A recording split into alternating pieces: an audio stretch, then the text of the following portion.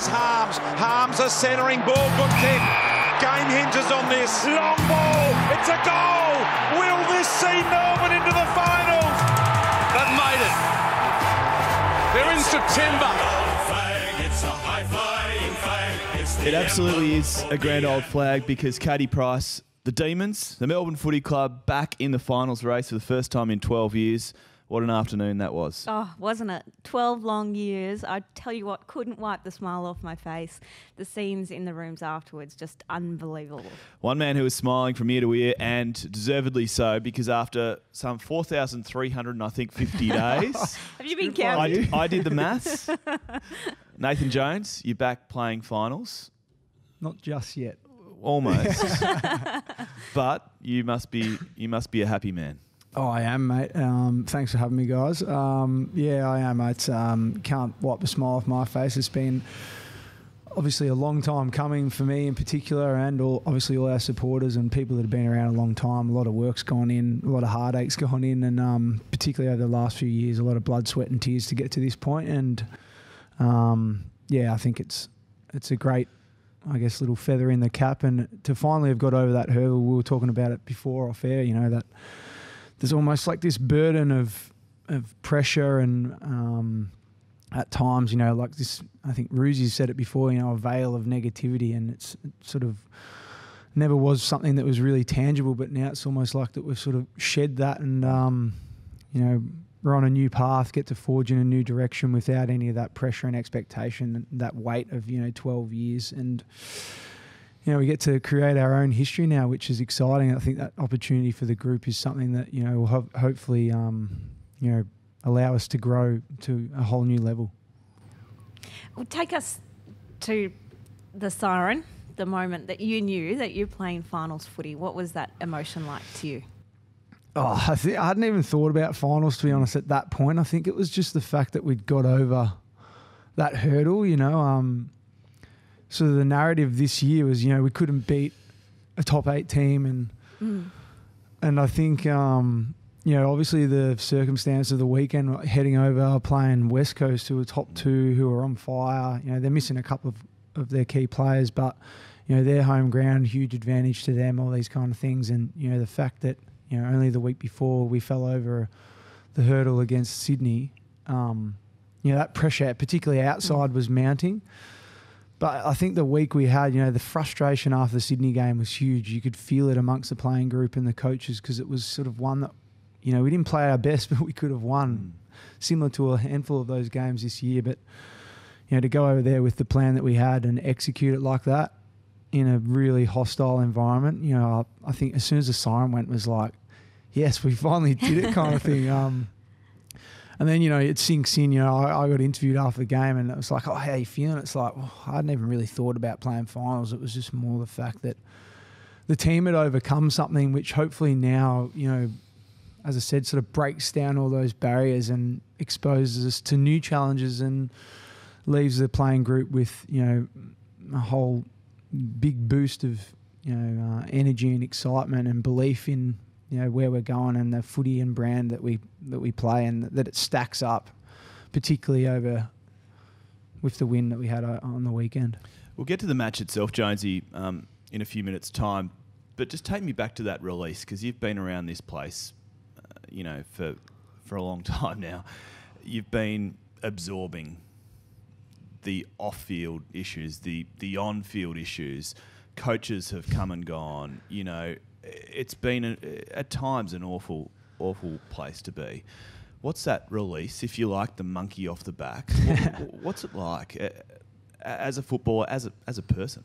Yeah, I think it's the last few years has been, you know, as big a learning experience for me as it has for a lot of our younger players. And, you know, I, you know, committed a long time ago to see us make at least this point. Really, the hard work for us starts now, and but that's a really exciting opportunity that we've created, and that's something that, you know, I'm just hanging out to be a part of, because that's what I sort of dreamed of and hoped for during those tough times, because I feel like obviously I wanted to stick around and be a part of something that was fulfilling and And I'm obviously really grateful to now be in that position. And it was, the chance to sort of jump ship and be a part of something, where you sort of can jump on board and, gather some success or build something from its absolute core. But the nature of the beast is that some footballers will walk into a footy club and play in a premiership. I think that's just luck, really. It's just what it is. Yeah, it is. I mean, I've probably, personally, I've definitely struggled with that. For instance, I look at maybe a Joel Selwood, Scotty Pendlebury, who are both around my age, and you look at their paths, and Joel played in a premiership in his first couple of years, and I think Pendles wasn't too much longer after that as well. Whereas at that time I was playing in bottom of the ladder sides and just battling away. So, but that's just luck. And I think if you feel sorry for yourself, you don't get what you want. And for me, it was just sticking to the process. One, it was developing myself as much as I could during those hard times, and then over the last 4 or 5 years, I've learnt so much, particularly as a leader, to help develop other people around me and play a role in, shaping where the footy club's at now. And, I think that was the exciting thing. That's what drew me in. That's why I committed and wanted to be a part of it, because I feel like that would be more fulfilling than anything. And to see us in the position we're in now with the opportunities that we've got, that's the whole reason why I stuck around, because the feeling that is out there, you guys being Melbourne supporters, me being a Melbourne through and through, player that's been here from the start, that excitement, that energy, that relief, it's hard to sort of put it all into words and find the right word for it, but that is... I found a few words. Don't worry about that. I think that's the... Apologies to all Qantas. That's what you wanted to feel. And that energy is what's driving us now. That's the exciting thing. That opportunity is huge. The last time, obviously, 2006, 18-year-old kid, I imagine it probably didn't quite sink in and mean as much then. Your teammates from back then, have you heard from a lot of them? I know Nita was across in Perth. Yeah. I actually ran into Nita the day before the game, and he was as excited as ever. And a couple of boys messaged me, Travis Johnson, Cam Bruce.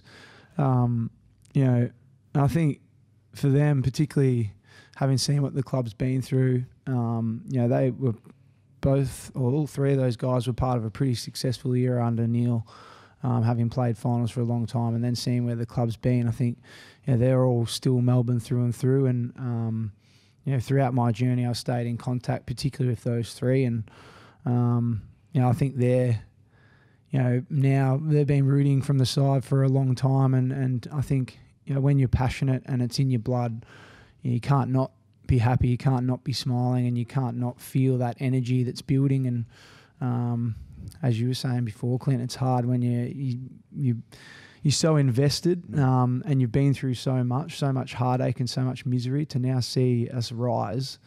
I think it's great. Seeing the smiles and the joy on the supporters' faces, and even my own family as well, who have lived and breathed it, in the heart of it with me along the journey, seeing the relief on them and the joy on them and the excitement about the fact that they're finally going to get to see something that's been coming for such a long time. It's a great position that we find ourselves in. So take us to Perth Stadium on Sunday afternoon. We've heard about what it was like after the game, but arriving there at this immense new Coliseum filled with West Coast filth. I was going to say scum. I mean, as a supporter, I sort of sat back and thought, this is a game that we absolutely can and probably will win. It was just this funny air around the side and around the narrative. How did you feel when you arrived game day? Well, we were lucky. We got there the day before and got to have a run around. And I think it's not too dissimilar to Adelaide Oval, really. And as a group, we actually really love playing there. And we were all excited, having not played at Optus Stadium this year, to get over there and have a run around. And I think it didn't let us down. We got out there obviously with it empty the day before, had a run around, and boys were excited to see it full. and it was full, and it was bloody hostile. You know, I think there'd be 55,000 West Coast supporters and maybe 500 Melbourne, but I think that energy that's there, you know, I remember playing Port and we didn't get the job done, but the boys spoke about that energy before the game and how, you know, you can't really hear many of your own fans, but geez, the opposition fans are loud, and it was real similar. And but I think we actually feed off that. And as you said, you know, there was just this air, and I think we couldn't have prepared any better. And we were excited at the fact that there was going to be no one there and no one gave us a chance. I think that built on the energy of the group in particular, and you know, we just wanted to get out there and play our best and try and silence that as much as we could. And you know, I think we fed off that, and the ground's unreal. I think it really suits how we play, and I think boys are excited to experience a new environment, and you know, that added to the theatre of the day. And you know, I'm grateful that we got it done. That's for sure. I'm bloody proud of the effort that the club and particularly the playing group put in. You could see it because you obviously got the jump on them pretty early, kicking the first 4 goals.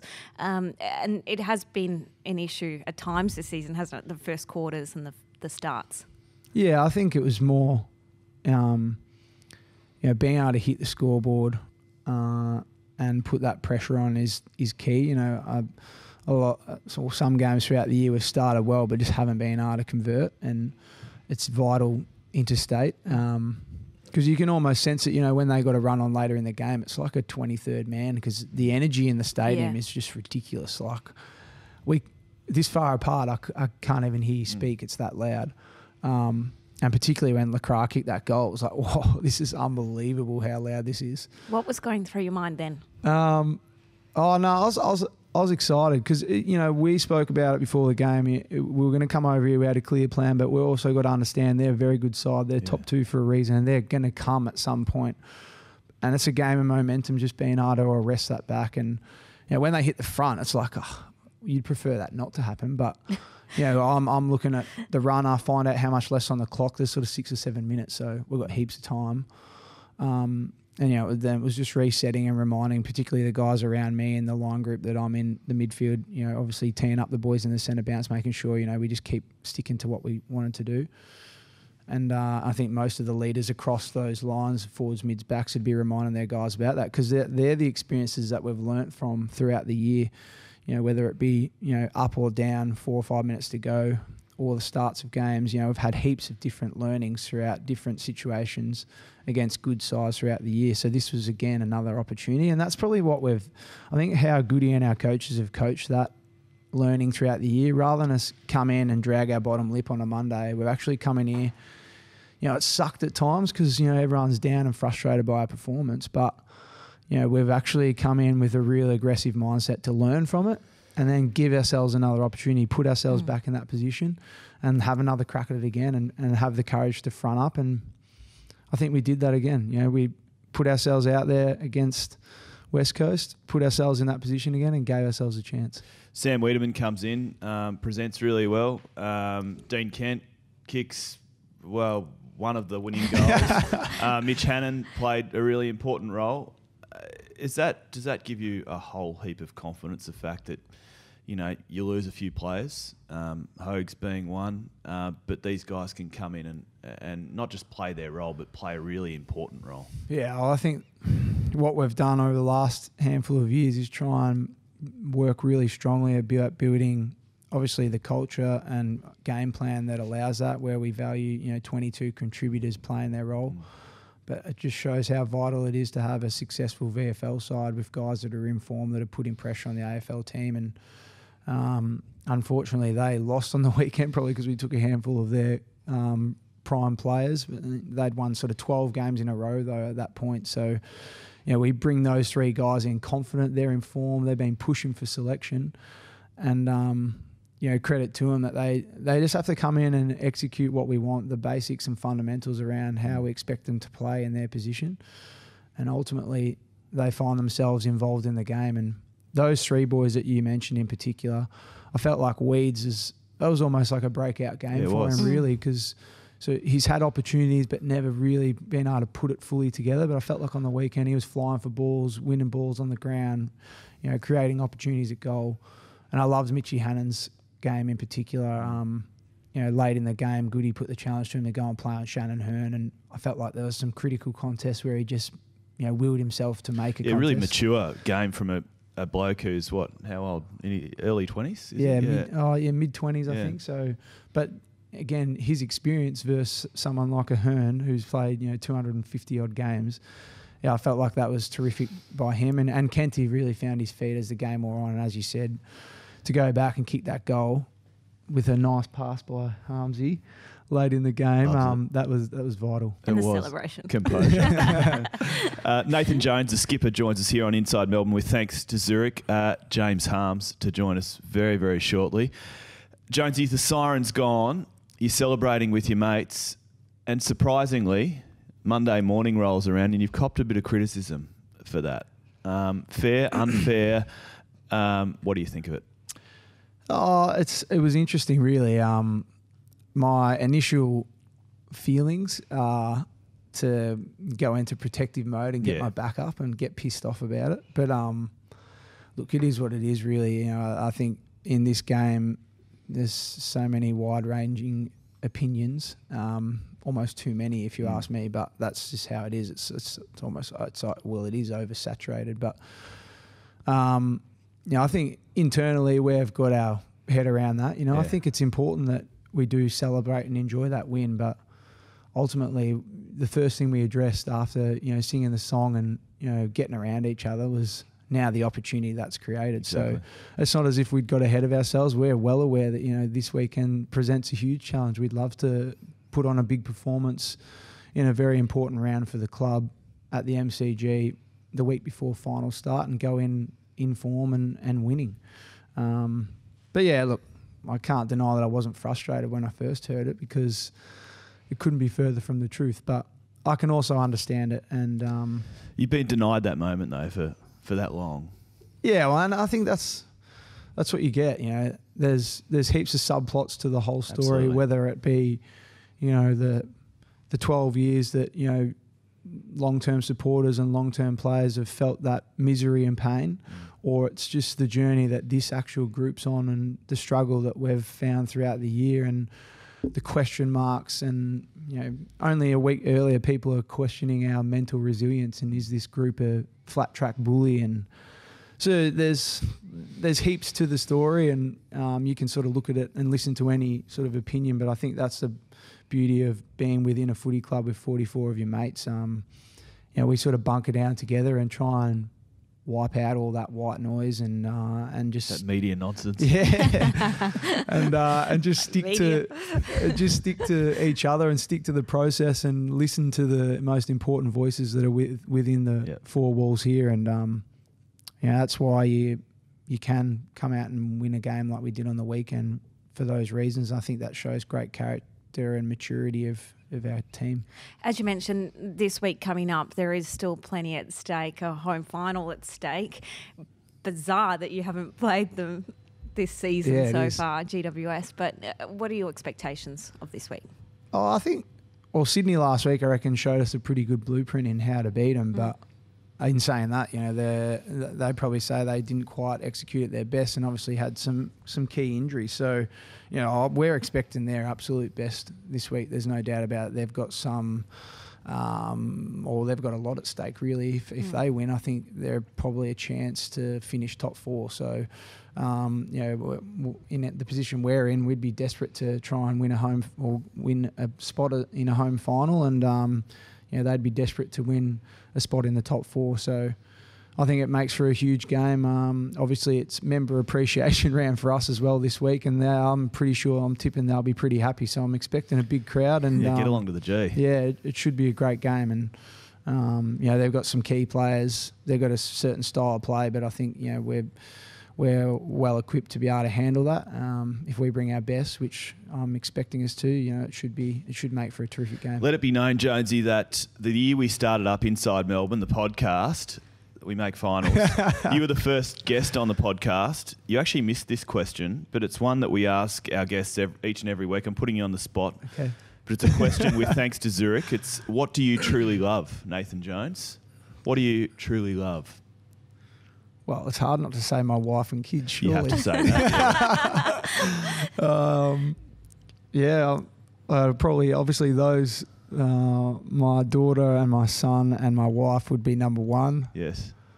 Then footy club and teammates would be, well, actually, my immediate family, my brothers, my mum and dad. It's a long list, isn't it? It's a huge list. It sort of scales down. Where does your surfboard come in? Oh, that comes in probably goes my immediate family, wife and kids, then my family, my brothers and mum and dad and stuff. And then it would go footy club and my teammates and mates, and then surfboard. So sort of maybe four. Do the kids appreciate that Dad's done something pretty cool? No, I don't think they understand. Not yet. That level. It was pretty funny actually talking to Jerry. So she's been with me the whole time, obviously, and she rides it, well, all the emotions as much as I have, and obviously she's lived and breathed the frustrations of mine, and it was funny listening to her. She was screaming at the TV, and Bobby was like looking at her like, what is going on here? And then she explained to Bobby what was going on, so then she reckons Bobby started yelling at the TV even when nothing was happening, and then she'd be like, is this right, Mum? Is this right? So, it was pretty cool. Like, obviously both, I FaceTimed them after the game, and the kids are slow, particularly Bobby is getting what's going on, and she loves obviously coming to the games, and Remy's slowly picking up on that as well. And it's just a pretty cool feeling having your two young kids sort of starting to understand what's going on and loving the footy club and the colours and the team song. And obviously the feeling after we win in particular, when they know that I'm real happy and we get to sing the song and they get a bag of lollies if we win. And they're the moments and things that I look forward to every week, and that's part of the reason why you play. There's no doubt about that. No Captain Grumpy. No Captain Grumpy this week, that's for sure. We're going to take a quick break on Inside Melbourne. Thanks to Zurich. Our second guest, James Harms, coming up after this.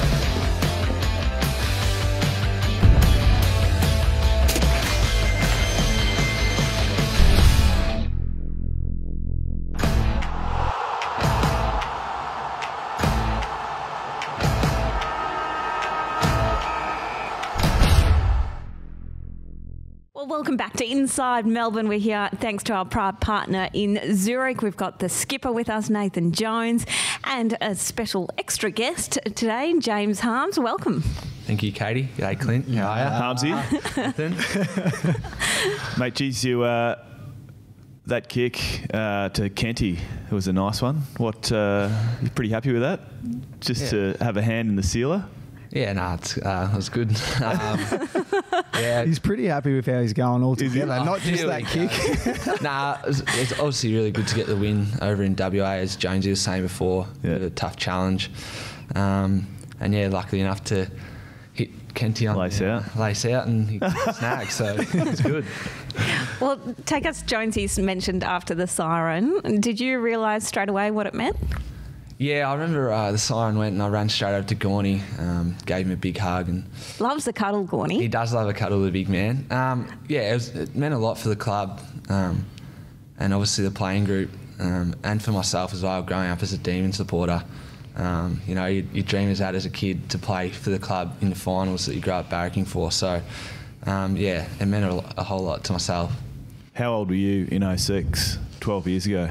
Jeez, I would have been 10. So can you remember the match at Subi against Freo? Was that when did Jeff White kick a goal to get into the final? Yeah. Was that a couple of years later, mate? Earlier. So beat the Saints the week before, and then went over to Subiaco, and we were in the match for a half of it. Yeah, I can't. To be honest with you, I can't really remember that, but I do remember when Jeff White kicked that goal against Bulldogs. So that's right, yeah. After a free kick. That's all right. It's a long time ago. Talk us through your role, Nut, your form at the moment. Obviously, you're in career best nick and playing a bit of a new role. How are you finding that? Yeah. Playing on the best midfielders in the comp? Yeah, I'm loving it. It probably started a month ago against Western Bulldogs when I got moved to Jackson Macrae for the second half. And yeah, just from there it's flowed on. I went up to Geelong and played on Selwood and then Dangerfield. And I'm loving the challenge every week, going out there and usually getting the best mid. And I think it's a good reference point for me, starting on someone around the stoppage and then trying to work off them. And I feel like over the last couple of weeks I've learnt how to play the defensive role, but also use my offensive tools and get involved that way. So yeah, I'm absolutely loving it and couldn't be happier at the moment. Who are you putting your hand up for this week? I don't know. I think maybe Caty. There you go. Not too sure. Inside word on Inside Melbourne. Not a bad place to start. But you enjoying that extra responsibility as well, Harmsy? I mean, is that something that appeals to you? Just yeah, I think it kind of helps set up the midfield group. When you got Clary and Gus, they're still learning to their defensive roles. So if I've got someone, it kind of sets us up around the stoppage. And I'm loving the responsibility. I feel like I've probably grown as a player and a person just from doing this role, and I feel like my leadership's starting to come together a bit more. And I feel like kind of a leader when it's just us three in there, and when you got Jonesy around you and the other boys, it's a lot easier. Quite a few questions from the outer about the pre-game music. Now, Jonesy, we had Harmsy on the podcast a few weeks ago. We know he's the karaoke king, and we managed to get a little tune out of him. Tell us, do you hear it around the club? Oh, he really rates himself in this area. He actually rates himself a lot in the last month in dancing. Wow. He's dancing. Dancing, yeah. He's in the gym in particular, busting out. What's this new move? Flossing. I've tried to floss. He's trying to master that because I think who was it? Vines put up a video one time when he caught Nut out early and Nut had no idea what was going on. That wasn't flossing though. What was that? Some little fist pumping thing you do? I don't know what it's called. But he does rate himself in the singing department as well. And we actually didn't. We did a duo. We did, yeah. Oh, hang on. We did. Can we get a duo? Pancakes. Duet? Yeah. No, we're not doing it now. I need to warm up. Yeah. But we did one up on training camp. Well, we had a little challenge. You had to find either a partner or a group. Yeah. And obviously, Nut's very well experienced in the area of getting up in front of the group and either singing or dancing or saying a joke. And I'm not as skilled in that area, particularly when it comes to taking the piss. So I jumped at the opportunity to go with Nut, and we sung a banana pancakes rendition for the team, which was an interesting one. Wow. Boys loved it though. Jonesy was actually very impressive with the vocals. Probably outdid me, I reckon. Okay. The team. I'll take that. He's not bad, so I would take it if I were you. Harmsy, you're going to play finals. What do you think about that, mate? Yeah, as I said before, just very excited. It's a dream come true. Obviously, as I said, growing up as a Melbourne supporter, you dream of that as a kid. So I don't really know what to expect. I can't remember what to expect. It's going to be. It's just going to be exciting, and anything's possible for this group. So just can't wait to get out there and give it a crack. Well, absolutely loving having a chat, and we've got so many questions from the outer, from the fans, all getting involved, and I must say everyone's pumped and just wants to say a big, big thank you, which I think we can agree on. A couple of questions for you, quick fire ones. Jonesy, what do your tattoos mean to you? And there's another one that asks what you would get if we won the grand final. Well, I think I've made a pact with Gorney to get a tattoo of his head. What? Oh, no. On my ass. Really? If we win a flag one day. We shook on it one day. I can't remember. It might have been over a few beers. Well, it sounds like it was. But yeah, so I would get a premiership tattoo if we were lucky enough to get there and win it one day. But big tattoo. Harmsy and I got a few right now. I've got a handful of stuff that means a bit about family. Some of it's just stuff that I like. Probably similar to you, Nut. Yeah, very similar. Couple about family, and then I kind of got addicted and just started getting... Collection's growing, isn't it, Harmsy? I actually reckon... Do you copy me? Oh, Here we go. What do you mean? Dandenong boy wearing all black, tattoos, got a shin tat recently, got a finger tat. Yeah, I don't copy you, but I've got hair as well. So. That was always coming. That's all right. Jonesy, how amazing does it feel to lead your team into the finals? I mean, we've answered that, but what made you stick with this club? That's from Lynn Pyatt.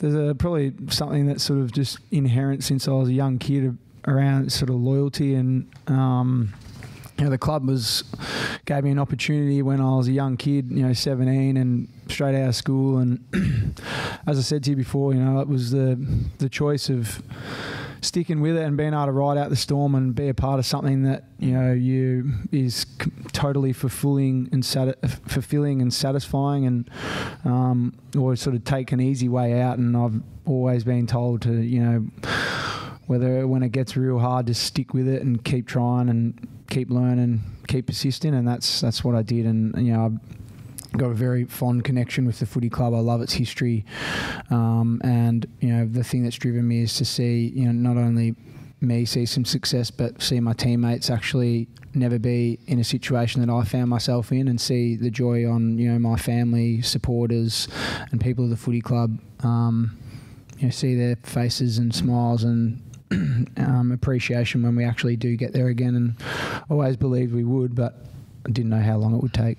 Well, on the family, K-Rob asked just quickly, Nathan, your little fella looks like he's going to be a big unit.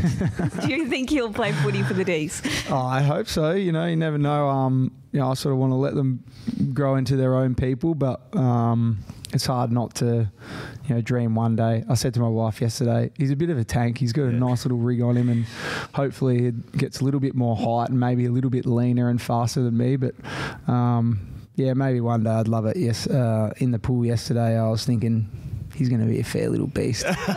He struts around and he's got some attitude, which and he's pretty rough, which doesn't surprise me. One more, W-Mac 4. This goes to the heart of the match, or the siren at least. What happened between Jets and LaCroix after the siren? A few people want to know that. They had a bit of a to-do. I don't know. I don't really know what happened there. I think LaCroix thought Jets pushed his head into the ground after the siren, but that definitely wasn't the case. And then they just got fired up. Yeah, got fired up. Two of the mild-mannered blokes going around too. I've never seen them that fired up. So. Usually everyone's just hugging and happy after a siren. It's a bit of a weird Well, West Coast weren't happy. It was a bit weird, but Anyway, Nev's fine. And we're all good. Good stuff. We are all good. We've got smiles because we're heading to September. Boys, big weekend. GWS, MCG, Member Appreciation Round. Harmsy, I'll start with you. Big match because, as Caty alluded to before, we want a home final. But this is a chance to sort of, made finals, put that to the back of the mind, albeit for a week, and have a crack at the Giants. Fair to say? Yeah, definitely. I guess if we can get this one done, it's a big statement. Definitely a lot of doubters out there, and if we can build some momentum going into finals, that'd be great. So, massive game, and it'd be great to see as many red and blue jumpers in the stands as we can. Jonesy, do you feel like free now? The shackles are off, that there's anything possible? Oh, yeah, for sure. I think it was important that we enjoyed the moment. There's no doubt about that. For a whole range of reasons, that we've spoken about today, it was important. And I think the group's done that. We've reshifted our mindset and our focus now. And as we said, I think maybe off the top of the podcast, it's opened up a huge array of opportunities and potential for this group to sort of, we've changed the narrative, but now create our own history and hopefully do something that not only is for this season, but beyond that, and that's been a goal of the clubs for a long time in you know, creating the foundations of a strong team and a strong culture and a strong footy club again. And you know, we've jumped over one hurdle, and now you know, the door opens for many more chances. Just on that, and last one I promise from me, but who do you think of right now? I mean, there's so many people that have, you know, shared this journey, but who do you think of? It's hard for me because there's so many, but I go back to Jimmy and Robbie Flower and these kind of guys, passionate people that put in. Even go back to sort of Don McClarty, Peter Spargo, people that, you know, invested so much when the club was at its absolute lowest ebb, and then, you know, you go through all the steps from there, and you know, obviously everyone that's here now has been here for some time, some stability, but you know, I couldn't be more thankful of guys like Peter Jackson, Roosie, obviously now Goody, Josh Marnie. Yeah, there's so many people that have worked so hard, whether it be behind the scenes or, you know, in the public eye with the team.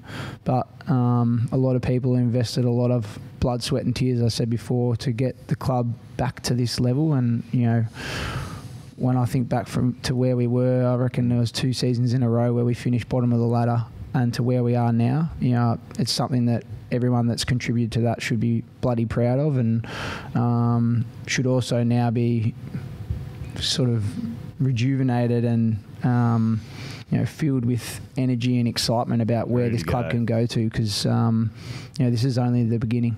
Roosie celebrated with a few drinks on Sunday night as well. It was good to see, wasn't it? Yeah, definitely. Got around us on his Instagram.